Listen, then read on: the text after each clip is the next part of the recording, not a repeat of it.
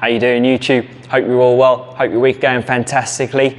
2 mobility exercises done. Don't know if you followed the previous 2 videos. Third one now is what's called a tabletop. So a tabletop is about stretching the forearms, stretching the biceps and the tops of the shoulders, stretching the hip flexors, the quadriceps, at the same time strengthening triceps, all the back muscles. So in other words, the posterior chain muscles. Your front is your anterior, your back is your posterior. So you can be working all your posterior muscles. Bit of hamstrings, definitely a lot of glute muscles were going on here, and a lot of back work. It's predominantly for a flexibility exercise to begin with, but then once we've got some flexibility, we've got some range of movement, we'll be turning it into a strength exercise, and that will just happen naturally. The first thing we do is we sit on the floor and just having the fingers point behind us, as such. Now, if we're finding that the forearms, the shoulders, the biceps are a little bit too tight, range of movement's not very good, generally the main reason is because people are sitting down typing, or they've just got bad posture. Knuckles are forward, so anytime you're walking down the road, look at somebody with bad posture, you'll tend to see that the knuckles are forward. So now what we're doing is we're doing an exercise where we're saying, right, do the complete opposite. So of course it's going to be difficult. So just take your time with it, don't rush it. Some people can get a little bit of elbow pain just because of the intensity of the stretch and the exercise. If you ever do get tired, which you will do with this one, especially if you're starting off, rest, shake your arms off, bring yourself back into position, and then just carry on, okay? It's the same drill. We're looking for roughly 3 minutes worth of work. And what you're going to do, hands behind, fingers facing away from you. So if you will, 12 o'clock, 6 o'clock is in front, 12 o'clock behind. So let's just think, fingers 12 o'clock.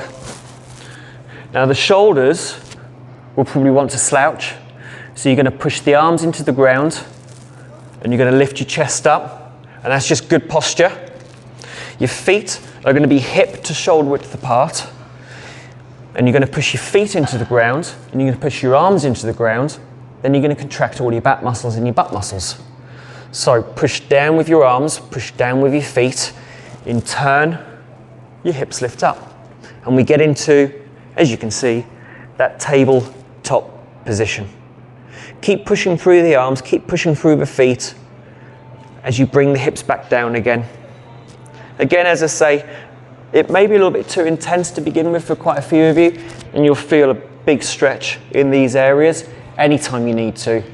As I say, just come off, shake the arms, get yourself back into position. If you do find that having your fingers at say 12 o'clock is a little bit too intense, you can take them 11 and 1, you can take them to 10 and 2 if you need to. And then as you progress, then we're looking for bringing those fingers back to that 12 o'clock position, okay?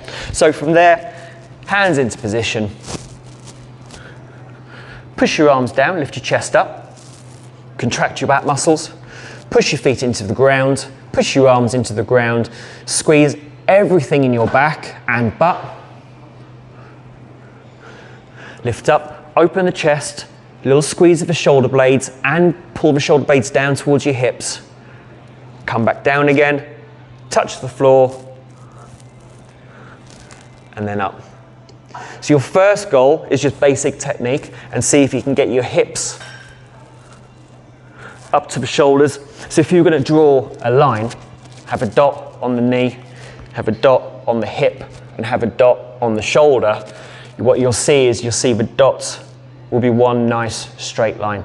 As you progress, what I'll then get you to do, and I'll get my clients to do and myself to do, is get the hip dot higher than the other 2.